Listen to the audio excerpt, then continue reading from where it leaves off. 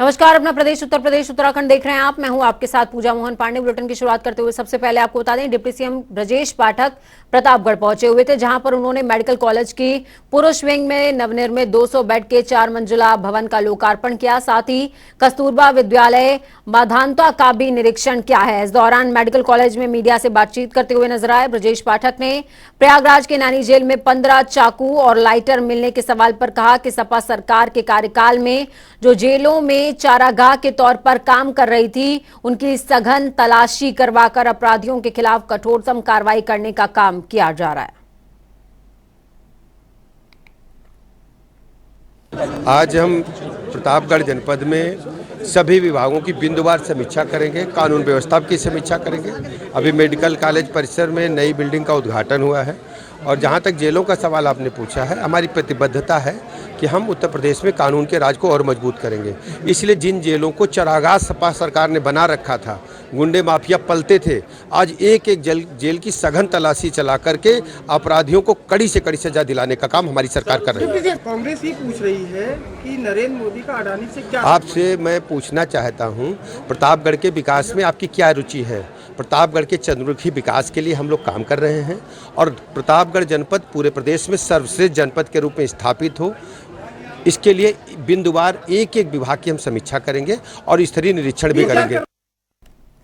Deputy CM Brajesh Pathak ने कोविड-19 को लेकर के हॉस्पिटल का औचक निरीक्षण किया। ये बेली हॉस्पिटल था। अस्पताल में साफ सफाई नहीं मिलने पर डिप्टी सीएम ब्रजेश पाठक ने अस्पताल प्रशासन को खरी खोटी सुनाई। आपको बता दें, डिप्टी सीएम ब्रजेश पाठक के साथ में एमएलसी सुरेश चौधरी भी मौजूद थे।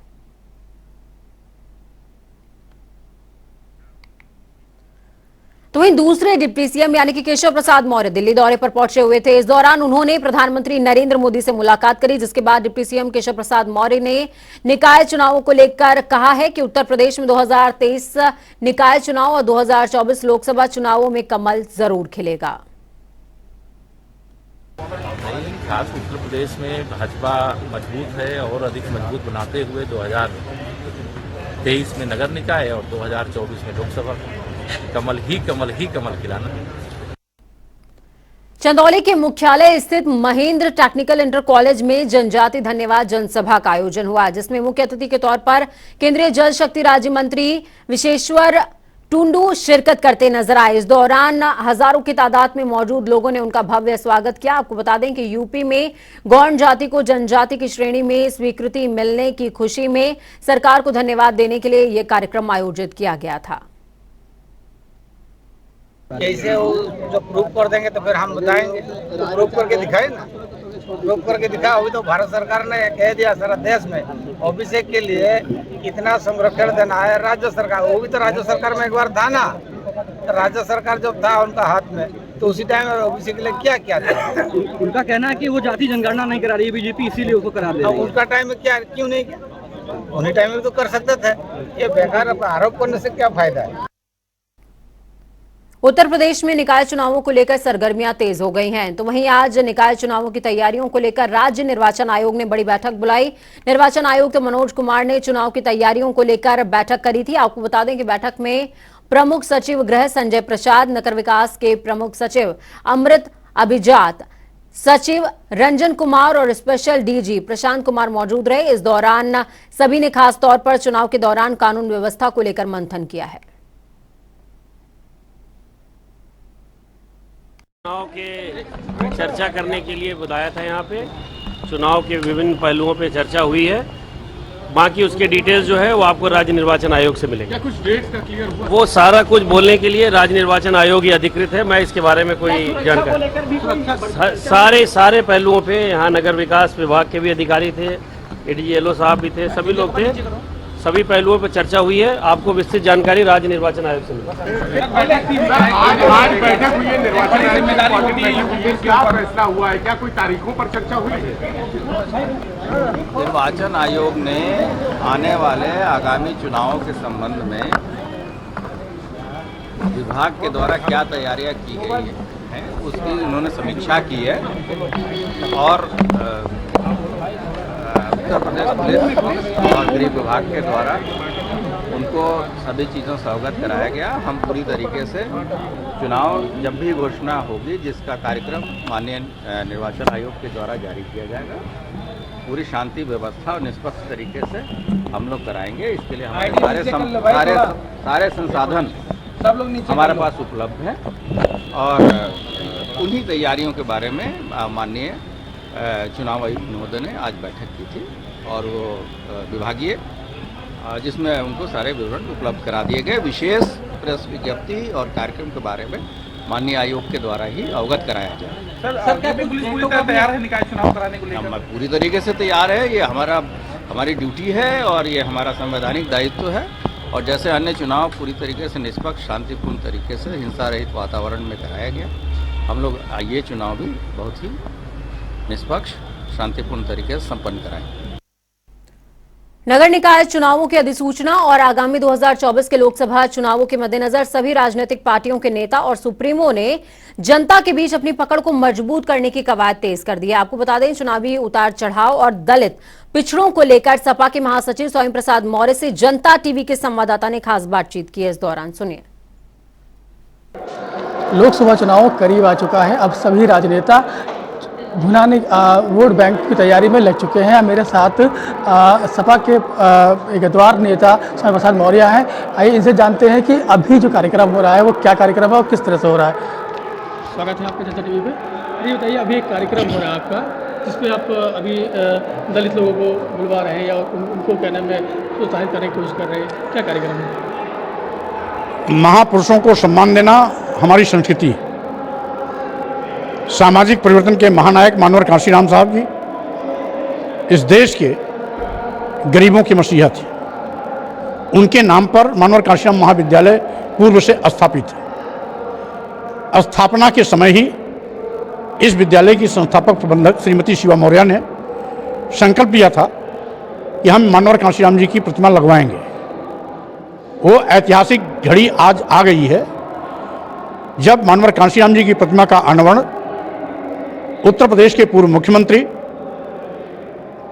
नेता विरोधी दल विधानसभा उत्तर प्रदेश एवं समाजवादी पार्टी के राष्ट्रीय अध्यक्ष श्री अखिलेश यादव जी कार्यक्रमों द्वारा अभी कुछ मिनटों के अंदर होने जा रहा है। पार्टी की तरफ से आपको जिम्मेदारी मिली है कि आप जो पिछड़े वोट हैं और दलित वोट हैं उनको इकट्ठा करेंगे और उनको एक साथ लाने की कोशिश करें। क्या ये सब जिम्मेदारी आसानी से पूरी हो सकती है? स्वाभाविक रूप से मैं पहले भी इसी मिशन पर काम कर रहा था। आज समाजवादी पार्टी में भी इसी मिशन पर काम कर रहा हूं। पहले भी मैं सफल हुआ हूं, फिर सफल होऊंगा। आपके कुछ अभी कुछ बयान थे जिनको विवादित हो गया, विवादित के तौर से देखा गया, उसको लेकर भी कुछ लोगों ने बातचीत की, तो क्या निगेटिव नहीं जाएगा आपके खिलाफ? स्वाभाविक रूप से आज अगर हम देश की महिलाओं के सम्मान की बात कर रहे हैं, आदिवासियों, दलितों और पिछड़ों के सम्मान स्वाभिमान की बात कर रहे हैं, उनको नीच अधम न कहा जाए, अगर इस बात पर हम जोर दे रहे हैं, महिलाओं को और शूद्रों को मारने, पीटने, प्रताड़ित करने का पात्र बताया जाए, इनको अपमानित किया जाए, ये धर्म नहीं है। धर्म के नाम पर ये जातीय नंगा नाच है। मैं इसका विरोध करता रहा हूं, आगे भी करता रहूंगा। तो ये थे क्या स्वयं प्रसाद मौर्य जी, जिन्होंने ये साफ बता दिया कि जो जिम्मेदारी जो दी गई है दलित और पिछड़ों की, ये उनको एक साथ लाने की कोशिश कर रहे हैं और ये राजनीति नहीं कर रहे हैं। इनका कहना है कि वो जो भी लोग जो कुपोषित है, जो भी इनको चीज़ें नहीं मिल पाई हैं, इंसाफ नहीं मिल पाया है, जो सुविधाएं नहीं मिल पाई हैं, योजनाएं नहीं मिल पाई हैं, ये उनको लाके एक साथ योजनाएं देंगे और भाजपा पर भी लगातार ये हमला बोलते ही रहे। अब देखना ये है कि इनका ये उपयोग कितना कारगर साबित होता है, कितने दलित और कितने पिछड़े इनके साथ आते हैं, ये एक देखने वाला विषय होगा। कैमरा पर्सन आरिफ सिद्दीकी के साथ आफ्ताब खान, जनता टीवी, रायबरेली। सीएम योगी आदित्यनाथ और गृह मंत्री अमित शाह 7 अप्रैल को आजमगढ़ के दौरे पर रहने वाले हैं और जनसभा को संबोधित भी करेंगे। साथ ही आपको बता दें कि हरिहर संगीत विश्वविद्यालय की आधारशिला रखी जाएगी, जिसको लेकर सांसद दिनेश लाल निरहुआ ने अधिकारियों के साथ में बैठक करी है और तैयारियों को लेकर दिशा निर्देश भी दिए हैं।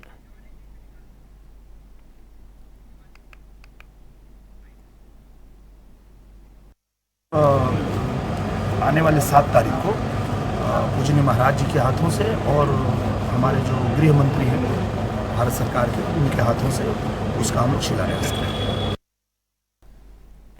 माफिया अतीक अहमद के भाई अशरफ को पुलिस देर शाम प्रयागराज ले जा सकती है। आपको बता दें, प्रशासन ने अशरफ को प्रयागराज ले जाने की सुरक्षा व्यवस्था के साथ ही कानूनी प्रक्रिया भी पूरी कर ली है। बताया जा रहा है कि कोर्ट में कस्टडी रिमांड के लिए अशरफ को पेश किया जा सकता है। उमेश पाल हत्याकांड में अशरफ पर साजिश रचने का आरोप है। ताजनगरी में महावीर जयंती हर्षोल्लास के साथ मनाई जा रही है। आपको बता दें, इस उपलक्ष्य में जैन समाज के जरिए भव्य शोभा यात्रा निकाली जा रही है, जो आगरा के छोटे बड़े 80 जैन मंदिरों और 32 शिलाओं की परिक्रमा करते हुए गुजरेगी। शोभा यात्रा की शुरुआत उत्तर प्रदेश के कैबिनेट मंत्री योगेंद्र उपाध्याय, महापौर नवीन जैन और कांग्रेस नेता और पूर्व मंत्री प्रदीप जैन की छिपी टोला के जैन मंदिर से की गई। शोभा यात्रा में जैन समाज के हजारों अनुयायियों के साथ ही जैन मुनि भी शामिल हुए।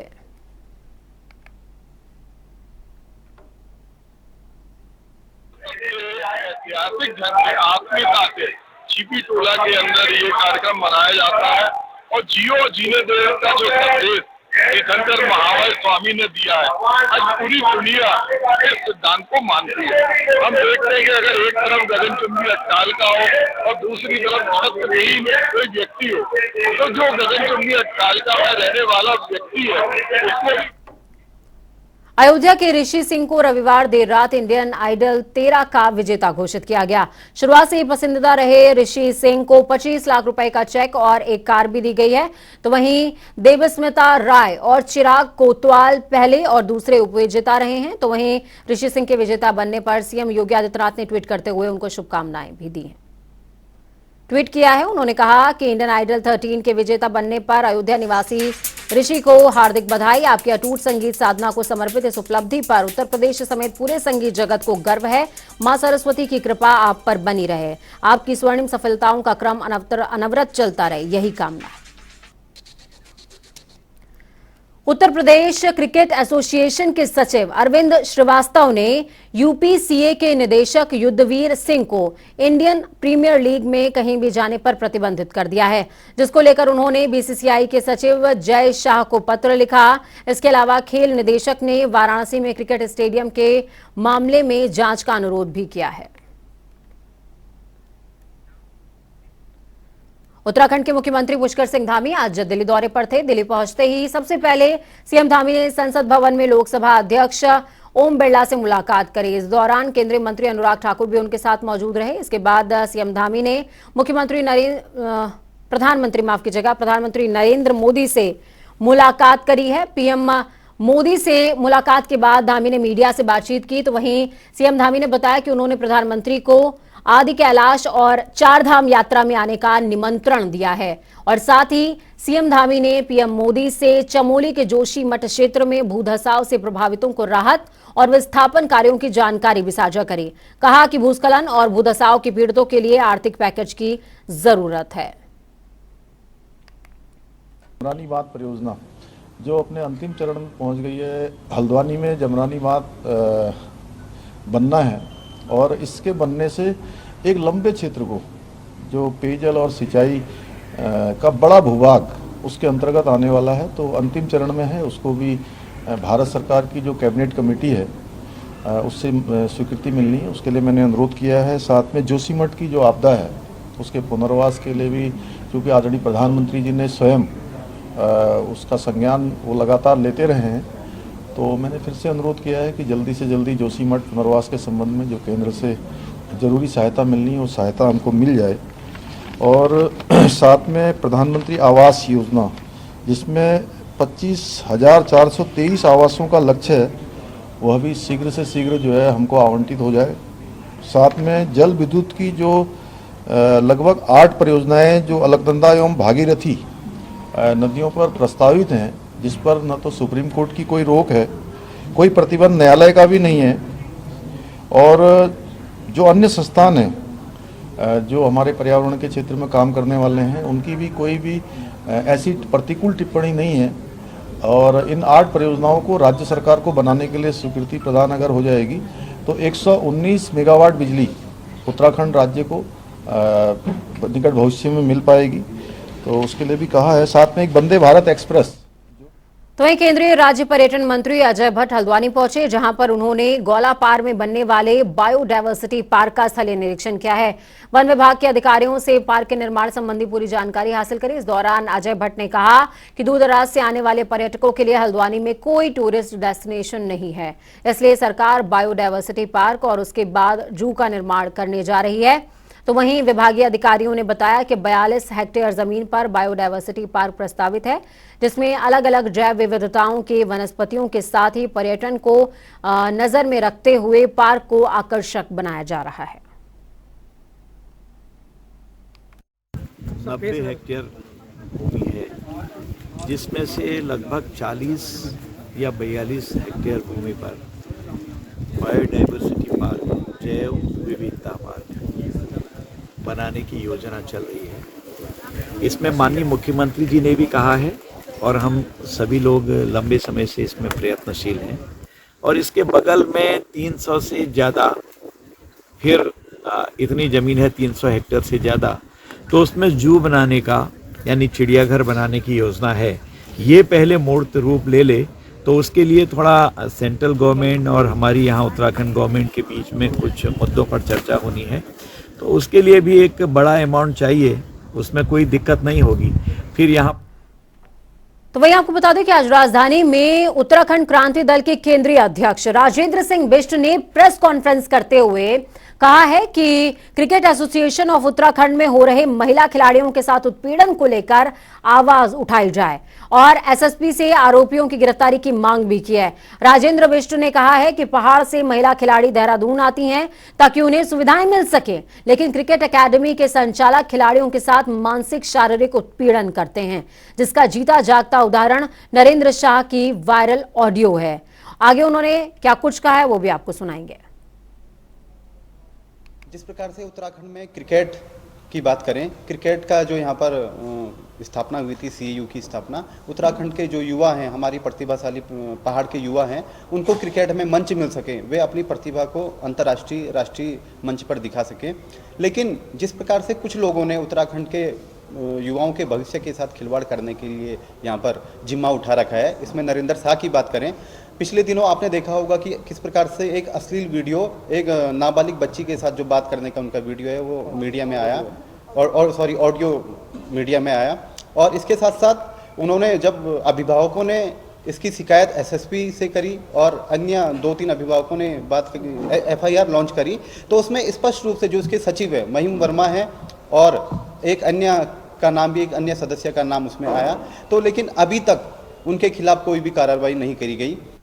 देहरादून में अखिल भारतीय जाट आरक्षण संघर्ष समिति ने अलग अलग मांगों को लेकर प्रेस कॉन्फ्रेंस करी है। समिति के राष्ट्रीय संयोजक अशोक बल्हारा ने कहा है कि जाट आरक्षण के लिए हरियाणा में समिति के सम्मेलन लगातार आयोजित किए जा रहे हैं और इसी कड़ी में जाट आरक्षण के लिए हम केंद्र सरकार से मांग करते हुए एक बार फिर कहना चाहते हैं कि सरकार के जरिए जाटों को वादा करने के बाद भी अभी तक केंद्र सरकार की नौकरियों में आरक्षण नहीं दिया गया, जो सरकार की विश्वसनीयता पर प्रश्न चिन्ह खड़े करता है।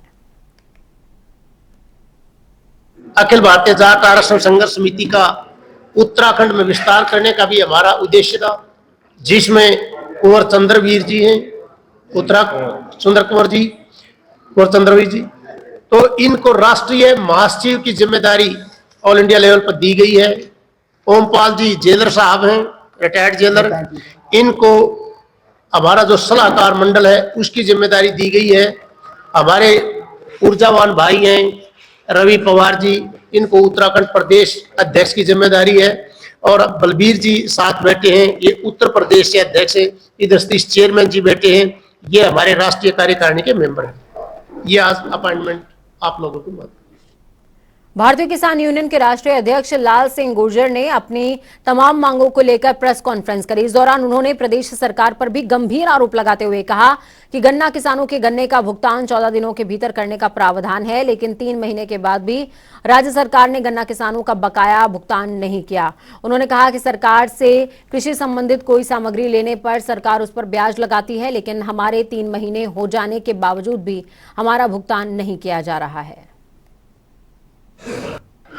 किसानों की तो वैसे तो बहुत सारी मांगे हैं, लेकिन एक तो गन्ना का परमिट जो है जो 14 दिन के लिए सरकार कहती है 14 दिन के अंदर पेमेंट मिलेगा, 3-3 महीने से पेमेंट नहीं मिल रहा। गन्ने के रेट, गन्ने का जो भाव है उसकी बहुत बुरी व्यवस्था है। 6 साल में 25 रुपए बढ़े हैं, वो बढ़ने हैं। एमएसपी गारंटी कानून हम राज्य सरकार से लेकर केंद्र सरकार तक उसकी डिमांड करते हैं कि एमएसपी गारंटी कानून 2024 से पहले लगना चाहिए। किसान की फसल बर्बाद हुई, पहले धान की फसल बर्बाद हुई, अब गेहूं की फसल ओलावृष्टि से, आंधी तूफान से बिल्कुल खत्म हो गई। उसका उचित मुआवजा सरकार दे। राहुल गांधी पर उत्तराखंड में भी मुकदमा दर्ज होने के बाद प्रदेश भर के कांग्रेसी केंद्र सरकार के खिलाफ मोर्चा खोले हुए हैं। कांग्रेस नेताओं ने केंद्र सरकार की कार्यप्रणाली पर सवाल खड़े करते हुए कहा कि 29 सांसदों के खिलाफ हेट स्पीच के मुकदमे दर्ज हैं, लेकिन टारगेट हमेशा से ही राहुल गांधी को किया जा रहा है, जो बताता है कि केंद्र सरकार बदले की राजनीति कर रही है। दरअसल कांग्रेस लगातार गौतम अडानी के मामले में हर 3 सवाल पूछने का काम कर रही है, जिससे सरकार सकते में है और एक के बाद एक मुकदमा कायम कर रही है। उन्होंने कहा कि सरकार को इस तरह की राजनीति से बचने की जरूरत है। देखिए, ये लाजमी सी बात थी जब से उत्तराखंड कांग्रेस के माननीय अध्यक्ष करण महाराज जी ने ये घोषणा की कि संसद के अंदर 29 ऐसे सांसद हैं जिनके ऊपर हेट स्पीच के मुकदमे दर्ज हैं, लेकिन टारगेट केवल राहुल गांधी जी को किया जाता है। और वहीं 253 ऐसे सांसद हैं जिनके ऊपर क्रिमिनल आपराधिक मामलों में मुकदमे दर्ज हैं। तो ऐसे में जब से हमने ये घोषणा करी कि हम चुन चुन कर उन बयानों को निकालेंगे और तारीखवार उन बयानों की जो है मुकदमे किए जाएंगे जिलों में, ब्लॉक स्तर पर, ऐसे में घबरा कर कह लीजिए या फिर किलस कर जो है यहाँ उत्तराखंड के अंदर राहुल गांधी जी के ऊपर एक और मुकदमा दर्ज हो गया है। लेकिन कांग्रेस ने संघर्ष करना सीखा है। कांग्रेस संघर्षों से निकलकर आई हुई पार्टी है और जंग अगर भाजपा ने शुरू की है तो खत्म कांग्रेस ही करेगी। डोईवाला में मोहित उनियाल को जिला अध्यक्ष बनाए जाने पर कांग्रेस ने बाइक रैली निकालकर जोरदार स्वागत किया। इस दौरान मोहित उनियाल ने कहा कि केंद्रीय नेतृत्व में उन्हें बड़े पद से नवाजा गया है, जो कि एक बड़ी जिम्मेदारी है। जिस तरह से प्रदेश में भ्रष्टाचार, महंगाई और बेरोजगारी चरम पर है, इसके खिलाफ लड़ाई लड़नी है। कांग्रेस के सभी वरिष्ठ और युवा कार्यकर्ताओं को साथ लेकर चलना है। भारत देश के एक छोर से, समुद्र तट से हुई थी भारत जोड़ो यात्रा की शुरुआत वहाँ से हुई और वहाँ से हम लोग पैदल चलकर करीब 5 महीने बाद हम लोग कश्मीर पहुँचे। तो मेरे लिए एक ऐतिहासिक यात्रा थी, हम सब के लिए ही एक ऐतिहासिक यात्रा थी। हम सब के आदरणीय नेता श्री राहुल गांधी जी के साथ हम लोगों को चलने का मौका मिला, पैदल चलने का मौका मिला, पूरे देश को समझने जानने का मौका मिला। करीब 3600 किलोमीटर की ये यात्रा थी और जब हमने सुना था कि ऐसी कोई यात्रा होने वाली है तो हम सब में उत्साह था, मेरे अंदर भी उत्साह था कि मैं इस यात्रा का पार्ट बन पाऊंगा या नहीं बन पाऊंगा। उसके बाद दिल्ली में लोगों का इंटरव्यू किया गया, उसमें से सिलेक्शन हुआ। 119 भारत यात्रियों का सिलेक्शन हुआ जो पहले दिन से आखिरी दिन तक श्री राहुल गांधी जी के साथ चलेंगे। जब हमें मालूम पता चला कि मोहित भाई हमारे डोयाला पहुंचने वाले हैं तो बड़ा हर्ष का विषय था। तो सब लोग लड़के यहाँ पर इकट्ठा हुए, बाइक रैली का हमने आयोजन किया, पर किसी कारणवश हमारे बीच नहीं पहुँच पाए थे। तो मोहित भाई अब रात को हमारे पास पहुंचे तो सुबह ही युवा सारे मोहित भाई से मिलने आए हैं। बड़ा उत्साह है लोगों में देखने के लिए भी, युवाओं में भी। हमारे लिए इतनी बड़ी बात है डोयाला के लिए कि 35-70 किलोमीटर कोई युवा। देहरादून में वरिष्ठ पुलिस अधीक्षक एसटीएफ आयुष अग्रवाल के जरिए एक प्रेस वार्ता का आयोजन किया गया। प्रेस वार्ता के दौरान आयुष अग्रवाल ने कहा कि बिहार के अभिषेक ने ट्रेजरी ऑफिसर बताकर पेंशन देयकों के भुगतान के नाम पर कई लाखों की धोखाधड़ी की है, जिसे फिलहाल गिरफ्तार कर लिया गया है। अक्टूबर 2022 में एक रिटायर्ड डॉक्टर हैं, सरकारी डॉक्टर हरीश लाल जी, इनके द्वारा कोतवाली हल्द्वानी में जनपद नैनीताल में मुकदमा दर्ज कराया गया था कि इनके साथ में ट्रेजरी ऑफिसर बनकर किसी ने कॉल किया और इनकी पेंशन संबंधी जो देयक हैं उनके भुगतान के नाम पर इनसे 10.5 लाख रुपए की धोखाधड़ी हो गई थी। तो ये जो इन्वेस्टिगेशन है ये cyber crime police station Rudrapur को ट्रांसफ़र हुई थी और उस पर कार्रवाई करते हुए हमारी टीम को एक सफलता मिली है और जो इस धोखाधड़ी में इन्वॉल्व था गैंग, उसका जो प्रमुख सरगना था अभिषेक शॉ, इसको वेस्ट बंगाल से गिरफ्तार किया गया है। ये मूल रूप से बिहार का रहने वाला है और इससे पूछताछ में जो सामने आया है कि ये जो सरकारी वेबसाइट्स हैं वहाँ से जो रिटायर्ड लोग हैं उनकी जानकारी जुटाते थे और उनके नंबर्स पर कॉल करके ट्रेजरी ऑफिसर बन के कॉल करते थे और उनसे पेंशन। वक्त यहाँ पे छोटे से ब्रेक के उस पार खबरों का सफर लगातार जारी रहेगा। बने रहिए जनता टीवी के साथ, क्योंकि हमें आपकी ताकत, अपना और अपनों का बहुत ज्यादा ख्याल रखिए। नमस्कार।